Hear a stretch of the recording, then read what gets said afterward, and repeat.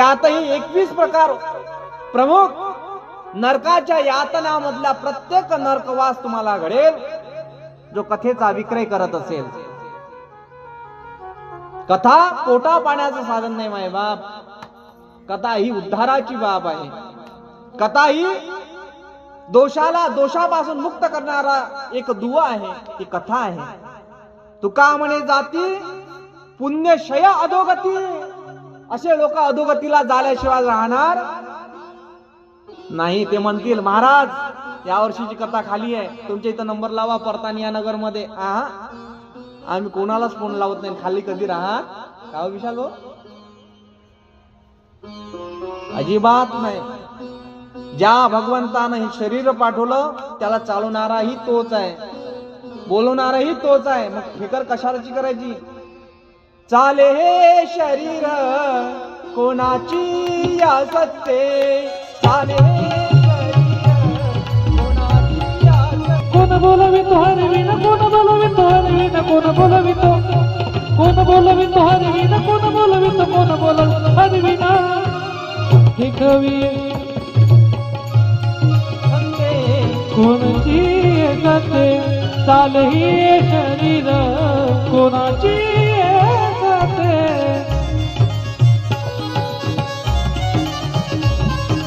असे म्हणणारे जे लोक आहेत की माझी कथा घ्या, यासाठी प्रमाण तुकोबाराया सांगतात, माझी कथा करा जीवा जळो नारायणा. कथाकारानं असं म्हणू नये विशाल भाऊ, असं म्हटलं नाही पाहिजे की मला बोलवा. नाही नाही नाही नाही, काही काम नाही.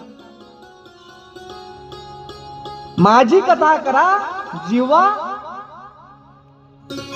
जडो नारायणा. ही जीवा जडेल त्या दिवशी, तिच्यामध्ये तप राहणार नाही. काय सामर्थ्य सांगाल लोकांना तुम्ही? तुमच्या वाणीमध्ये तप नसलं काय पुरावे द्याल तुम्ही?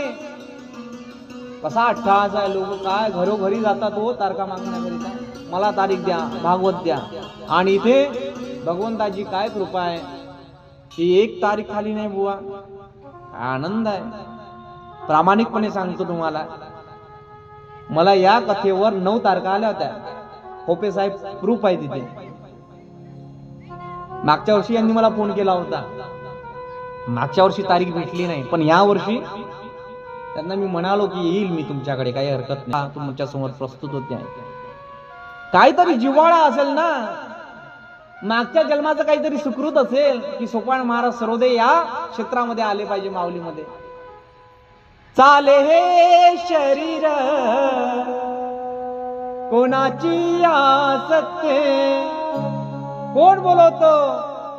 त्या हरीनं कृपा करावी, त्या गजाननानं म्हणावं की जा माझा प्रकट दिन साजरा कर. किती संकट मायबाप, किती अडथळे नाही मायबाप. म्हणून माझी कथा करा जीवा जडो नारायणा. अशा माणसाची कथा घेऊ नये आयोजकांनी. खोपे साहेब जो म्हणत असेल माझी कथा ठेवा पुढच्या वर्षी, अशा व्यक्तीला बोलू नये. त्यानं म्हटलं नाही पाहिजे की माझी कथा ठेवा म्हणून. कथा ही जीवनाला आधार देणारी आहे. आणि ही कोणाची कथा आहे? परत कथा शिवजी की है. मुद्दा लक्षात आहे ना तुमच्या सर्वांच्या? कशावर होता आपण बाबा? लक्ष आहे ना? कथा शिवजी की है कल्याणकारी. कल्याण करणारी कथा आहे. आणि या मानव काय मध्ये देवानं तुम्हाला पाडलं. काय सुंदर रचना आहे. तर घराला ते पाती खिडकी दिसते तुम्हाला, तर छप्पर ठेवला की देवानं, हे इंजिनियरनं ठेवलं छप्पर, त्याला सज्जा म्हणतो आपण. असा सज्जा आपल्याला लागेल आहे, आपल्याला लागलाय तो सज्जा. पण सज्जा पाहण्यासाठी मोबाईल कमी पाहा लागते, तेव्हा तो सज्जा दिसते ना. तुम्ही रात्रभर मोबाईल पाहता, तो सज्जा कुठून दिसणार आहे? सज्जा पाहण्यासाठी कृपा दृष्टी झाली पाहिजे भगवंताची. सहज कथा आहे मायबाप. भगवंतानं सज्जा दिला, दाखवा तुम्ही, मी तुम्हाला 1001 रुपये आत्ताच देतो. अर्धा तास थांबतो वाटलं असता, काही विषय नाही, विचार करून द्या. भगवंतानं सज्जा दिलाय आपल्याला. कुठं दिलाय दाखवा. का गौरव, कुठं दिलाय सज्जा आपल्याला? सज्जा दिलाय, दाखवू? लक्ष द्या माझ्याकडे. भोड्या, हे काय आपलं सज्जा आहे, ह्या खिडक्या आहे, ह्याच्या पाटण्या दिसते ना, हे खिडकीतले काच आहे. लक्षात येऊन राहिलं का? आणि ज्या तुम्हाला हे बारीक बारीक दिसून राहिला त्याला काय म्हणतात? आयब्रो. याला आयब्रो म्हणता की नाही तुम्ही? आयब्रो. ह्या आयब्रो म्हणजे पडदे आहे, रेशमचे पडदे आहे. हे विकत घेतल्यानं भेटत नाही, त्या भगवंतानं गॉड गिफ्ट दिलं आपल्याला. चाले हे शरीर कोणाची या सत्ते, या मुद्द्यावर आहे. शरीराची रचना कशी आहे भगवंतानं केलेली बघा ना. समजा यदा कदा तुम्ही आंघोळीला बसल्यानंतर तुम्ही गडू आंघोळीवर आंघोळ करताना घेतला. आंघोळ कशी करावी शास्त्र सांगते. शिव महापुराणात खरकट येऊ नये, स्नान करून यावं. स्नानाचे 3 प्रकार आहे, ऋषी स्नान, देव स्नान आणि मनुष्य स्नान, आणि चौथा एक राक्षसी स्नान. 3 प्रमुख आहे, 4 उपाय. बरं महाराज एवढं? मग म्हणाल महाराज ऋषी स्नान म्हणजे काय? प्रातःकाळ उठा गड्या अरुणोदय झाला, उठा गड्या अरुणोदय झाला. उठा सकाळी. ऋषी स्नान 4:30 ते 5:30 दरम्यान. किती? 5:30 वाजतापासून तर 6 वाजेपर्यंत देव स्नान आहे. 6 वाजतापासून तर 7 वाजेपर्यंत मनुष्य स्नान आहे, आणि नंतर 7 वाजतापासून तर 12 वाजेपर्यंत राक्षसी स्नान आहे. तुम्ही कधीच स्नान करत? थंडी आहे, असं थंडी आहे, पाणी गरम करा लागते. तिच्यावर जास्त आता दबदबा चलत नाही. पहिले बरं होतं 2-3 वर्ष. तिने गरम पाणी अंगावर काय टाकून दिलं, पाठ काय घासून दिली. आता मी थकलो, मार्केट पडल्यासारखं झालं. त्यामुळे तिच्या मतानं घ्या लागते. चाले हे शरीर कोणाची या सत्ते. भोड्या म्हणजे हा तुमचे काय सज्जे आहे. गडू घेतला, टाकल्यानंतर डायरेक्ट डोळ्यावर येत नाही बाबाजी. आंघोळ करताना कशी आंघोळ केली पाहिजे? डोक्यावर पाणी घेतलं पाहिजे, पायावर कधी पाणी घेऊ नये. शिवमहापुराण सांगता लक्ष करत चला. पायावर जर पाणी घेतलं, सासू जर असली तर मरत्या खेपी तिच्या तोंडात घास पडत नाही म्हणतात. पायावर पाणी घेतलं तर मरत्या खेपी ती उपाशी मरते. मावशी लक्षात आलं काय? पायावर पाणी घेऊ नये म्हणून डोक्यावर घ्या. तांब्याचा गडूचा वापर करावा. गंगाड असलं तर फारच ठीक. आणि अमृतानं स्नान करावं. अमृत घरी बनवता येते, मकर संक्रांतीच्या दिवशी बनवल्या जाते. गंगा साक्षात तुमच्या घरी येऊ शकते. हो, गंगा बनवण्याचं रहस्य शिव महापुराणात सांगितलंय. सांगा ना महाराज, सांगू का कशी गंगा तयार होते? शरीर कोणाची या सत्ते, पण जिनो काम उनो ठाऊ, बिजो तो गोता खाओ. ज्याचं काम त्यानंच करावं. सांगायचं तात्पर्य एवढंच, भगवंतानं आपल्याला सज्ज दिलेत. अमृत कसं तयार करावं हे सांगतात शिव महापुराणमध्ये. तीळ असतात पांढरे, आहे की नाही? मकर संक्रांतीच्या दिवशी बनू शकते. पांढरे तीळ घ्यावेत आणि ते टाकावेत चिमटभर. सोबत थोडस दूध टाकावं. त्याचं मिश्रण केलं, गडू भरला आणि भरल्यानंतर म्हणावं, गंगेचैव यमुनेचैव गोदावरी सरस्वती नर्मदे सिंधु कावेरी जलस्मी सन्निकुरुहा गांगवारी मनोहार पाहे मुरारी तमवे गंगे गंगे गंगे भ्रूयता नमः. हा श्लोक आहे. झालं अमृत तयार. हातामध्ये कलश आला, पांढरे हे मकर संक्रांतीच्या तिथीवर टाकावं लागतात. आता या मकर संक्रांतीचंही सूर्यदेव रथावर बसतात आणि त्या दिवसापासून दक्षिणायनामध्ये असणारं उत्तरायणामध्ये प्रवाहित होत आणि एक एक कल कमी होत राहतो. एक एक कल इकडे वाढायला लागतं.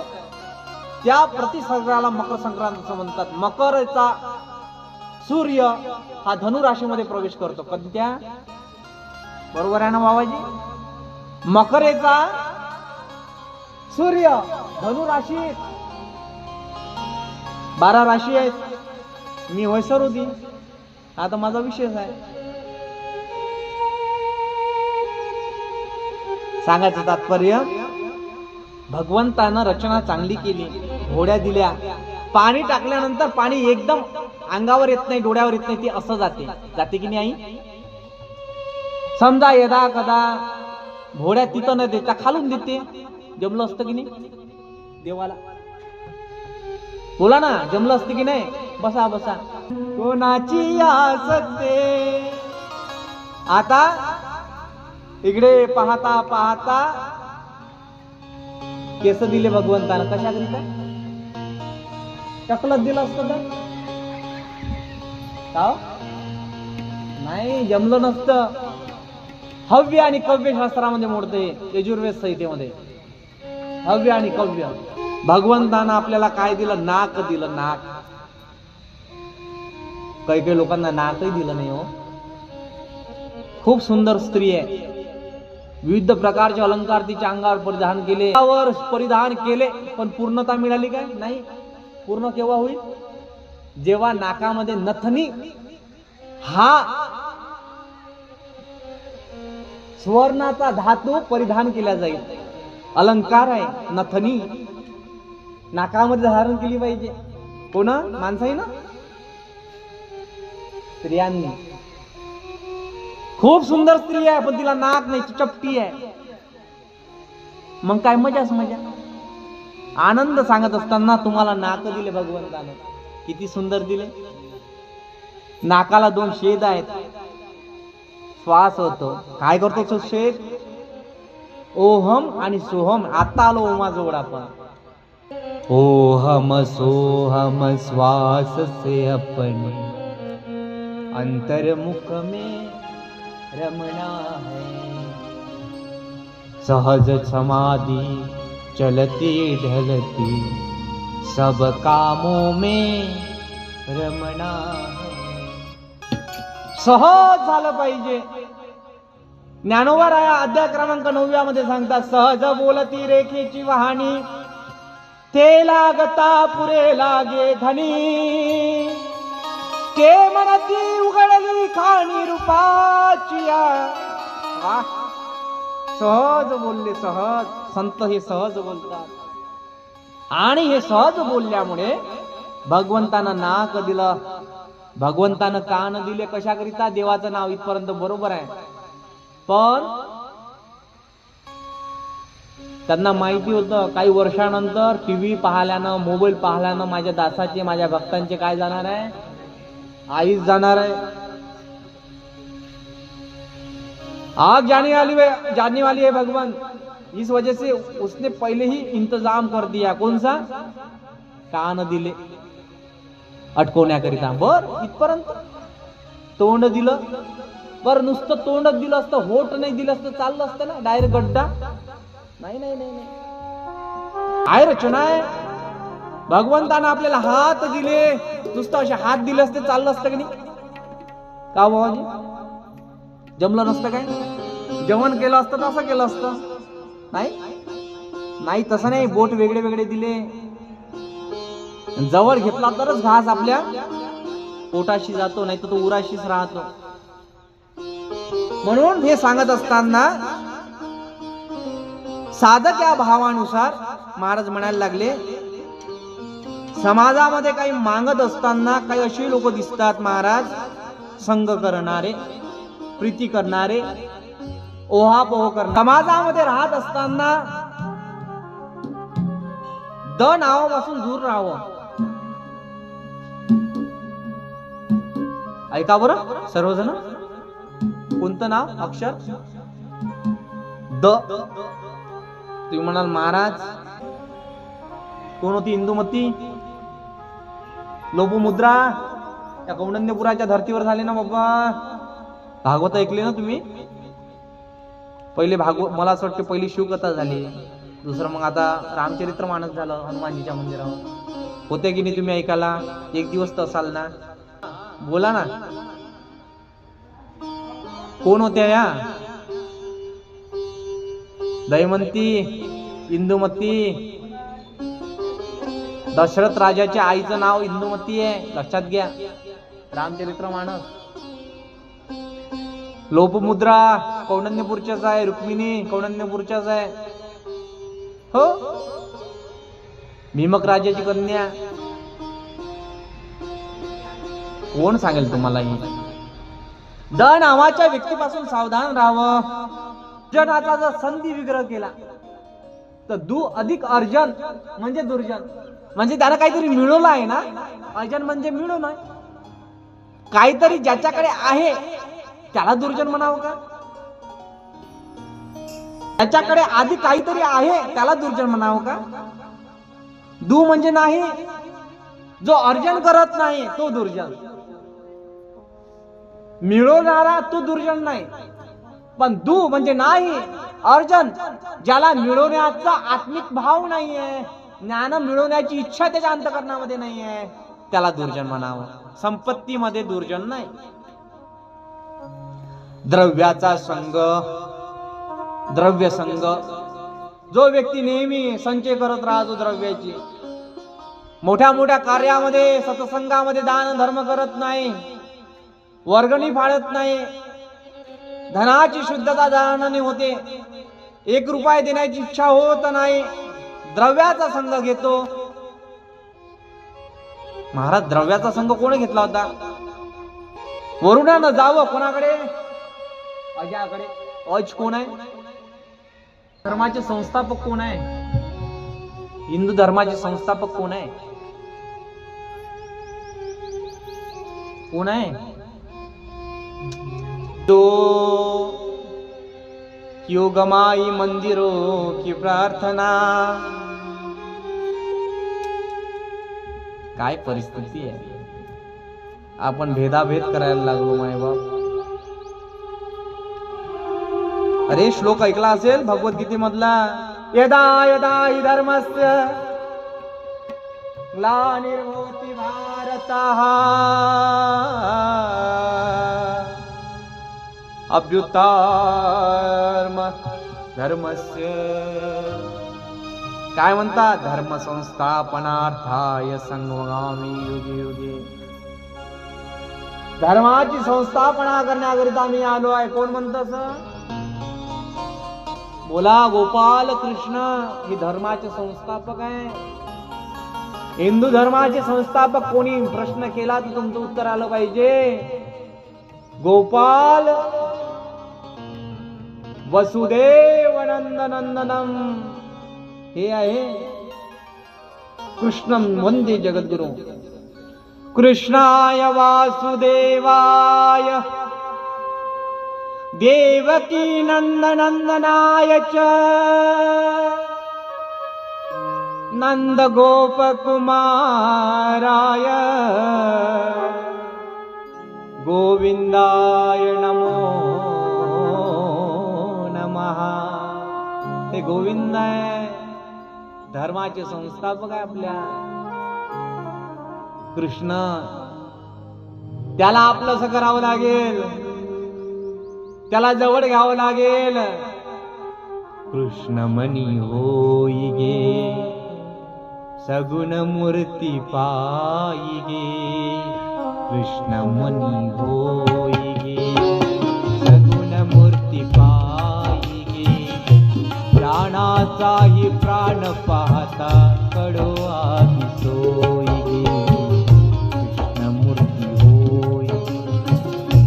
बाबा म्हणतात कृष्णाला समजून घ्यायचं असेल तर काय व्हावं लागेल?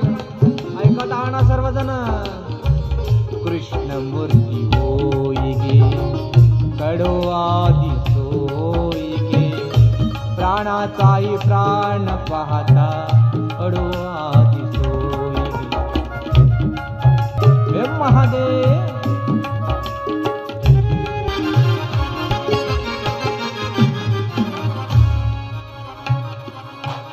भगवंत म्हणतात कृष्णाची मूर्ती, कृष्णाला जाणून घ्यायचं असेल तर मूर्ती आपल्या मनामध्ये ठसवावी लागेल, मानावं लागेल. संस्थापक आहे भगवान श्रीकृष्ण. लक्षात आलं का आई?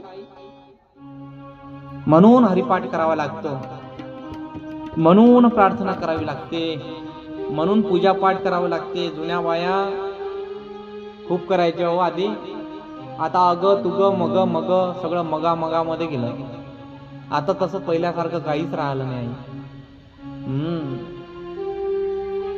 ते तिथे आहे, त्यांनी असं केलं म्हणून मी असं केलं, असं म्हणण्यामध्ये स्त्रिया वेळ गमावतात.